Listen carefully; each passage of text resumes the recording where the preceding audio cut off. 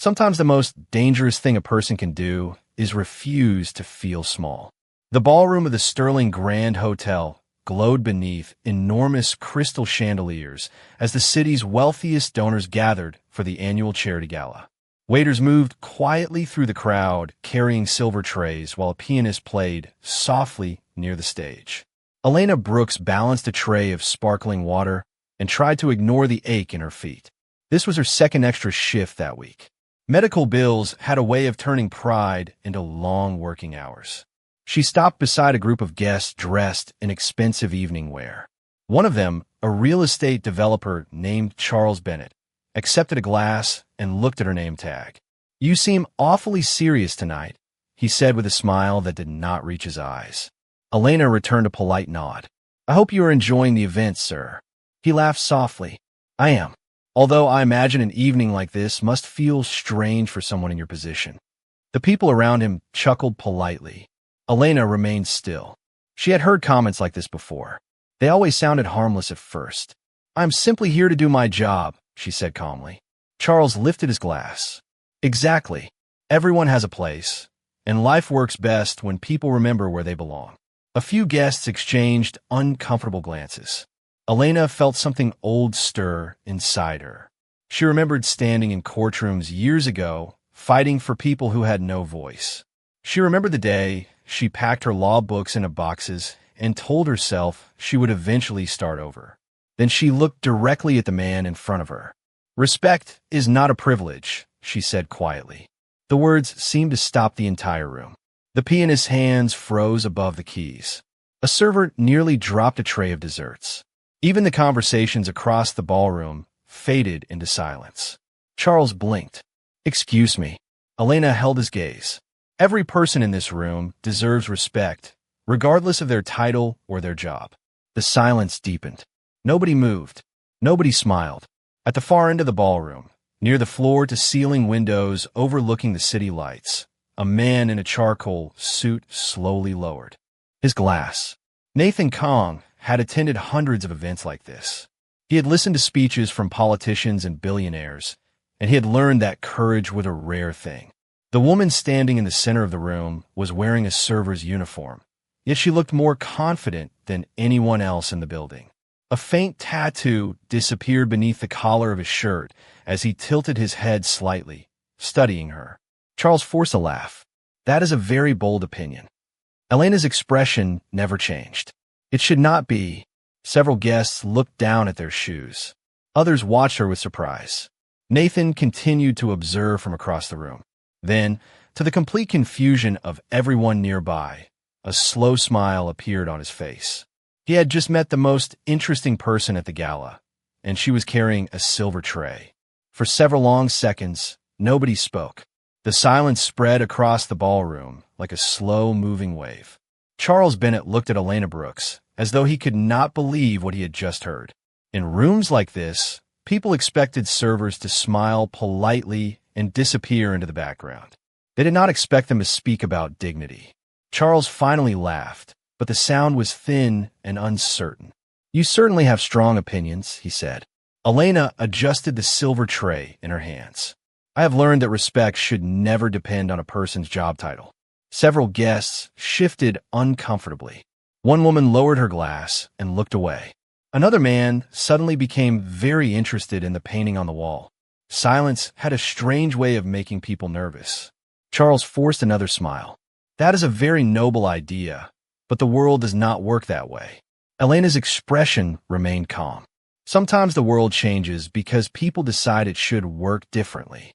The answer surprised even the people standing nearest to her. There was no anger in her voice. No bitterness. Only certainty. Across the ballroom, Nathan Kong continued watching her. He had spent most of his life around powerful people. He had met politicians, celebrities, and executives who spoke endlessly about integrity. Yet the woman carrying a tray seemed to possess more of it than all of them combined. Charles took a sip from his drink. "You know, confidence can be dangerous when it is misplaced." Elena met his eyes. "I do not think self-respect is ever misplaced." The room became quiet again. Somewhere near the stage, someone set down a glass with a soft clink that sounded unusually loud. Nathan finally placed his own drink on a nearby table and began walking toward the center of the ballroom. The crowd noticed him immediately and slowly parted to make room. By the time he reached them, every person in the room seemed to be holding their breath. Charles straightened his jacket and smiled nervously. "Mr. Kong, I did not realize you were listening." Nathan nodded once. "I was." His voice was calm and low. "Then I'm sure you understand this has all been a misunderstanding." Nathan looked at Elena first, then at Charles. "I am not certain that it has." The answer caused another ripple of silence. Charles laughed softly. "Surely we do not need to make this into something serious." Nathan slipped one hand into his pocket. "Respect is always serious." No one said a word. He turned toward Elena. "What is your name?" "Elena Brooks, sir." "How long have you worked here, Miss Brooks?" "Tonight is my first shift." Nathan's expression changed ever so slightly. "And you were willing to risk it?" Elena looked at him with confusion. "Risk what?" "Your job." She thought for a moment before answering. "Some things cost more than a paycheck."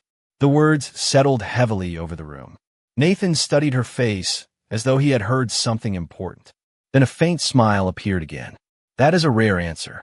He looked around the ballroom and then back at her. "I think the person with the least power in this room may have shown the greatest strength tonight." The words seemed to linger in the ballroom long after Nathan Kong had spoken them. The person with the least power in this room may have shown the greatest strength tonight. Several guests looked at Elena Brooks differently now. A few even appeared embarrassed. Charles Bennett, however, did not appreciate becoming the center of an uncomfortable lesson. He forced a smile and folded his arms. "I think we are making this situation far more dramatic than necessary." Nathan looked at him calmly. "Are we?" Charles laughed softly. "She is a server. I made a harmless comment. That is all."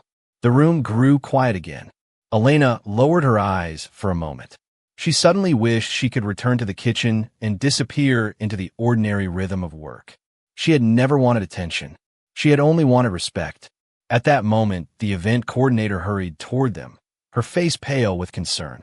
"Mr. Kong, I apologize for this misunderstanding," she said quickly. Then she turned toward Elena. "Perhaps you should step into the staff area for a few minutes." Elena understood immediately. The easiest way to end an uncomfortable situation was to remove the least important person in the room. She had seen it happen before. Before she could answer, Nathan spoke. "I do not believe Ms. Brooks has done anything wrong." The coordinator blinked. "Of course not, sir. I only thought it might be best." Nathan's expression softened slightly. "Best for whom?" The woman did not answer. Neither did anyone else. "Interesting," Nathan said quietly. He looked around the ballroom. Whenever something uncomfortable happens, people often remove the person with the least influence instead of addressing the problem itself. Several guests lowered their eyes. Charles cleared his throat. "There is no problem." Nathan turned toward him. "I think there is." The silence returned once more. Then Nathan looked at Elena. "May I ask you something?" She nodded carefully. "Why did you answer him?" The question surprised her. She looked down at the silver tray in her hands. "Because I have spent too much of my life staying quiet." Nathan waited, and I learned something from that silence. She slowly raised her eyes. "When you allow people to decide your value, eventually you forget it yourself." The words settled over the room like falling snow. Nobody moved. Nobody interrupted. A woman near the stage quietly placed her glass on a table. Another guest looked at Elena with genuine admiration. Nathan held her gaze for several seconds. Then a faint smile appeared once again. "That is a remarkable answer." Elena looked away, suddenly uncomfortable with being seen. For years, she had carried her disappointments alone. She had forgotten what it felt like when someone listened carefully to her words. Nathan slipped one hand into his pocket and studied her for another moment. Then he said something no one expected. "Ms. Brooks, when this event is over, I would appreciate the opportunity to speak with you privately." A soft murmur spread through the ballroom. Even Charles looked shocked. Elena blinked in disbelief. "Me?" she asked. Nathan nodded once. "Yes. I think there is more to your story than a silver tray and a server's uniform." The rest of the ballroom remained silent as Nathan Kang's words settled over the crowd. I think there is more to your story than a silver tray and a server's uniform. Elena Brooks felt every pair of eyes turned toward her again. She was not accustomed to being noticed. For years, she had worked quietly, moving from one temporary job to another, trying to pay bills and take care of her mother. Being the center of attention felt almost uncomfortable. Charles Bennett forced a smile. I think we are all becoming a little sentimental tonight. Nathan looked at him calmly. Perhaps. Or perhaps we are simply paying attention. No one laughed this time. The event coordinator cleared her throat and attempted to rescue the evening. Mr. Kong, I am sure Ms. Brooks appreciates your kindness, but she still has work to do. Elena almost thanked the woman for the excuse. Then Nathan surprised everyone again. I have no intention of keeping her from her responsibilities. He turned toward Elena. I'm simply asking for a conversation after a shift ends. She looked at him with confusion. Why? The question escaped before she could stop it. A faint smile appeared on his face. Because I have learned that interesting people usually have interesting stories. Several guests smiled softly for the first time all evening. The tension in the room eased slightly. Elena lowered her eyes for a moment. I'm not very interesting. Nathan considered her answer. I disagree. The simplicity of the response made her look at him again. There was no mockery in his expression, no pity either, only curiosity. For some reason, that felt even more unsettling. Charles took another sip from his drink and looked around the room. It was obvious he no longer enjoyed being part of the conversation. Well, he said, I think I have embarrassed myself enough for one evening. Nathan glanced at him. I do not believe embarrassment is the worst thing that can happen to a person. The words carried no anger, but they landed heavily nonetheless. Charles slowly nodded. Perhaps not. Then, to everyone's surprise, he looked at Elena. If my comments offended you, I apologize. The ballroom became quiet once more. Elena blinked. She had not expected an apology. Not here. Not from him. She gave a small nod. Thank you. Charles set down his empty glass. Enjoy the rest of your evening. A few moments later, he walked away, leaving behind a room full of thoughtful faces. Nathan watched him go and then looked back at Elena. You handled that with remarkable grace. She almost laughed at the choice of words. I was terrified. A faint smile touched his face. Courage usually looks that way. For a second, neither of them said anything. Then the event coordinator gently touched Elena's arm. I think your tables need you back. The ordinary reminder felt almost funny after everything that had happened. Elena nodded quickly. Of course. She looked at Nathan again. I still have another hour. Then I will wait, he said simply. The answer caught her completely off guard.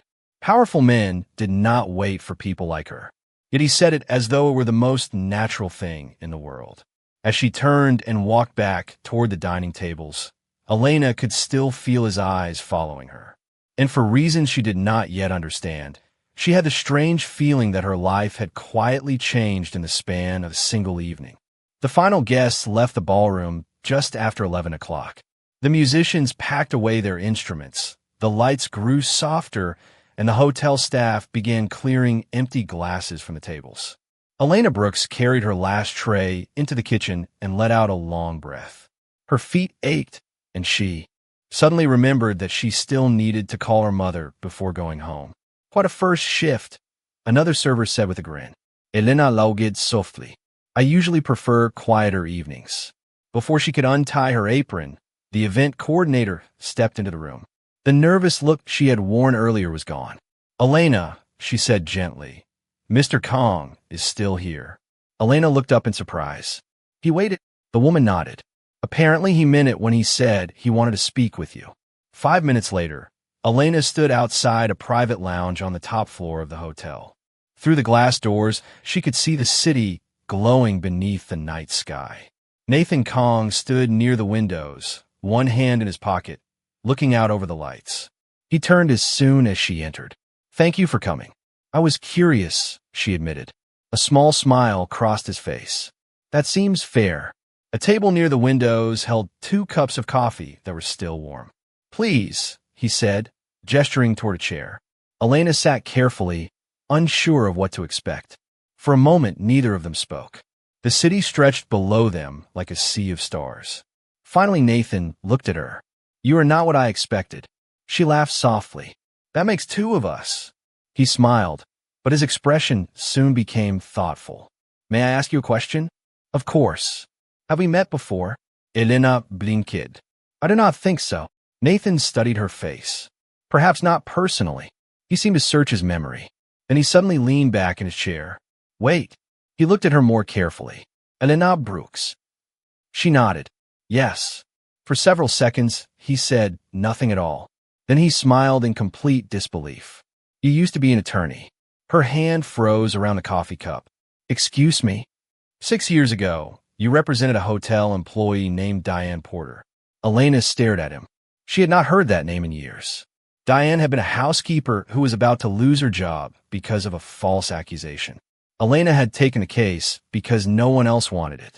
How do you know Diane? She asked quietly. Nathan's expression softened. She worked for one of my companies. The room suddenly became very still. I remember reading about the case, he continued. I remember wondering why a young attorney would risk her reputation for someone she barely knew. Elena looked down at her coffee. She remembered those days all too well. Long nights, difficult meetings, and decisions that had changed the direction of her entire life. I suppose you found your answer tonight, she said softly. Nathan nodded. I think I did. She looked out at the city lights beyond the windows. Then, almost without realizing it, she spoke the truth she had hidden for years. I lost almost everything after that case. Nathan did not seem surprised. He simply looked at her with quiet understanding and waited for the rest of the story. Elena Brooks sat quietly for a moment, letting Nathan Kang's words settle in the space between them. I lost almost everything after that case. She had said it without expecting sympathy, only truth. The city lights outside the glass walls moved slowly like distant thoughts. Nathan did not interrupt her. He simply waited, as if he understood that some stories could not be rushed. Finally, Elena exhaled and continued. After that case ended, things changed very quickly, she said softly. The law firm told me I was no longer a good fit for their direction. Nathan's expression did not change, but his attention deepened. They said I had become too involved. She smiled faintly at the memory. Too involved meant I cared too much about people who could not afford to lose. She looked down at her hands. At first I tried to fight it. I applied to smaller firms. I tried nonprofit organizations. I even considered teaching. She paused, but doors kept closing. Nathan listened without interruption. There was no judgment in his eyes, only understanding. Elena continued. Then my mother became sick. Medical bills do not wait for career decisions to resolve themselves. Her voice remained steady, but quieter now. So I started taking whatever work I could find. Office help, temporary shifts, event staffing. She gave a small, almost apologetic smile. Eventually, I stopped calling myself an attorney. The room grew silent again. Nathan leaned slightly forward. But you still think like one. Elena looked up at him. What do you mean? He nodded toward her. You analyzed that situation in the ballroom without hesitation. You spoke about respect the same way a lawyer speaks about principle. She shook her head gently. That was instinct, not profession. Nathan smiled faintly.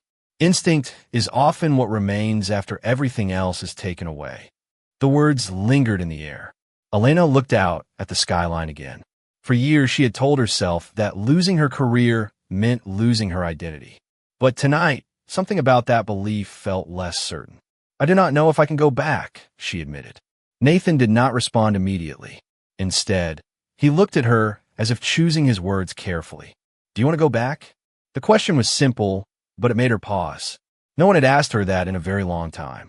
Not employers, not friends, not even herself. She considered it honestly for the first time in years. I miss it, she said finally. Helping people, standing up for them when they had no one else. Her voice softened, but I'm not sure I still belong there. Nathan nodded slowly.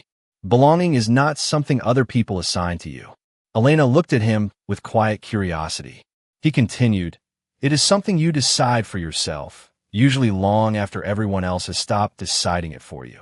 The words were simple, but they stayed with her. For a moment, neither of them spoke. The city below them glowed steadily, unaware of the conversation happening above it. Then Nathan reached into his jacket and placed a small card on the table between them. Elena hesitated before picking it up. It was an address, a legal foundation. "What is this?" she asked quietly. "A place where people are given second chances," Nathan replied. Elena looked at him. "Why are you giving this to me?" Nathan met her gaze. "Because I have learned that people who once fought for others rarely forget how." She held the card carefully, as if it carried more weight than paper should. For the first time in years, she did not feel like someone who had been left behind. She felt like someone being asked to move forward.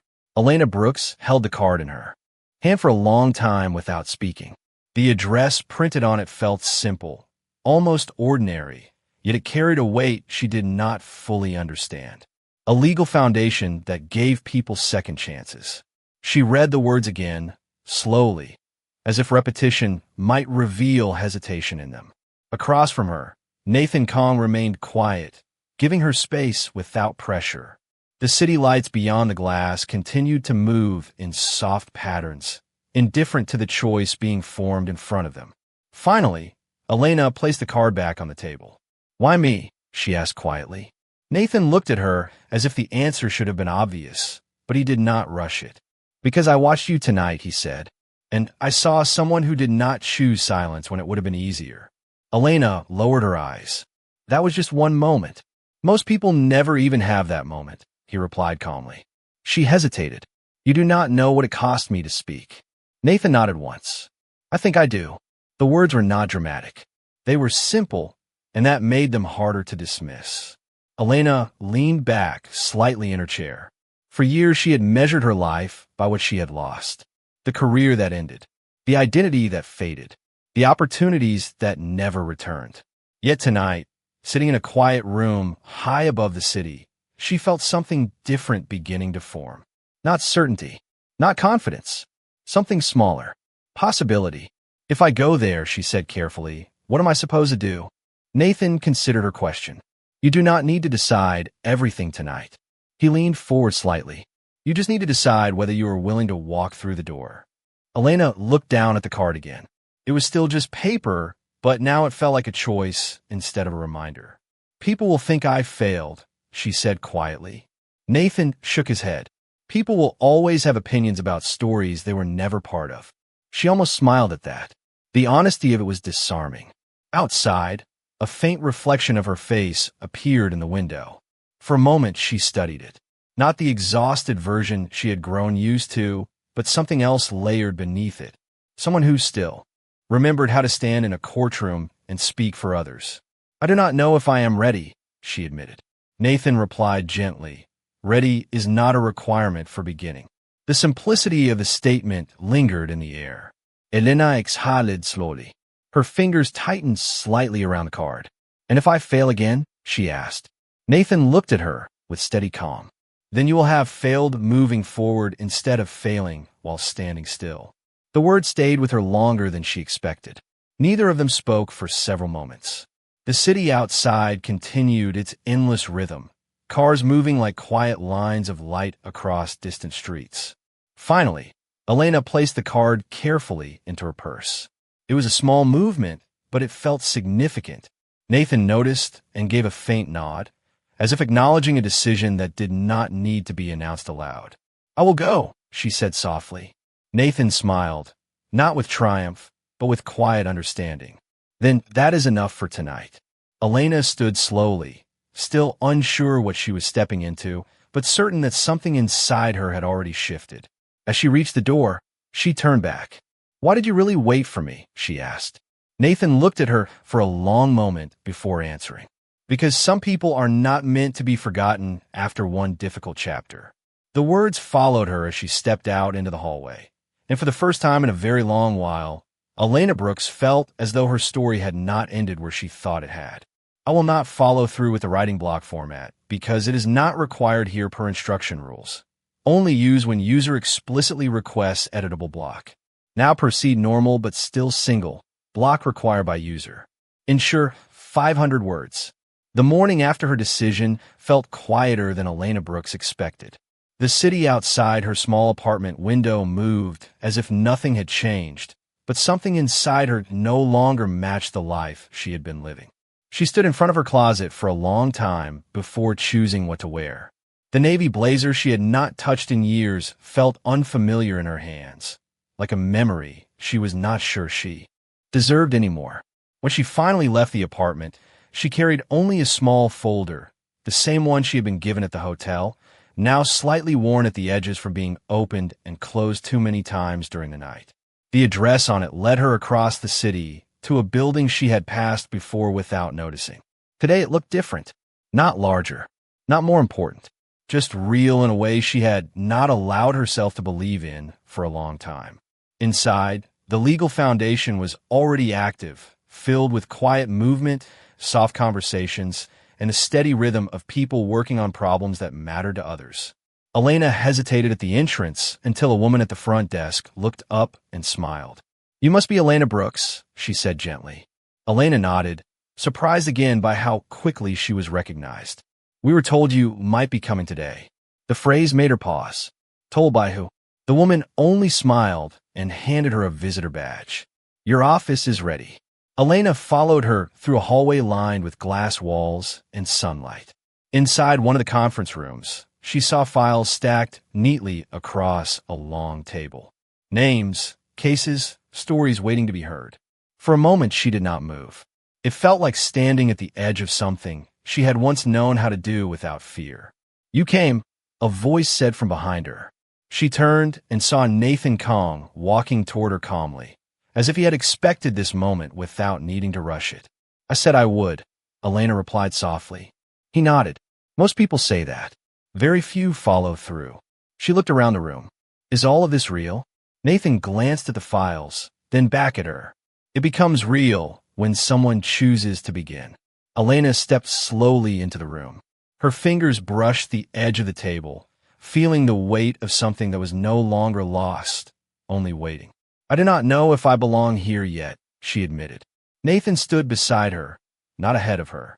"Belonging is not where you start," he said. "It is what you build by showing up again and again." She looked at him, trying to understand why his words felt so steady. "And if I fail?" she asked. Nathan did not hesitate. "Then, you will still be further than where you were yesterday." The simplicity of it settled deep inside her. For so long she had measured her life by what she had lost. Now, standing in a room full of unfinished cases and quiet purpose, she began to understand something else. Loss was not the end of the story unless she allowed it to be. She picked up the first folder on the table. The name printed on it was unfamiliar, but the responsibility was not. Nathan watched her carefully, not with judgment, but with something closer to quiet belief. Outside the window, the city continued its endless motion, but inside that room, Elena Brooks took a breath that felt like the beginning of something she had stopped allowing herself to imagine. And for the first time in years, she did not feel like someone returning to a life she had lost. She felt like someone stepping into a life she was finally ready to claim. 3 weeks later, Elena Brooks stood in front of a courtroom again. The building was not as grand as the one she once worked in, but to her it felt more honest. There were no chandeliers here, no polished marble floors, only the quiet hum of people waiting for their cases to be heard. She adjusted the sleeve of her blazer and looked down at the file in her hands. The name on it belonged to a tenant facing eviction, a case that would not make headlines but would change a life. When she stepped into the room, she felt something she had not felt in years. Not confidence exactly, not perfection, but presence. She was not pretending to be someone she used to be. She was simply being who she had always been before fear interrupted her path. Across the room, Nathan Kong stood near the back, quietly observing.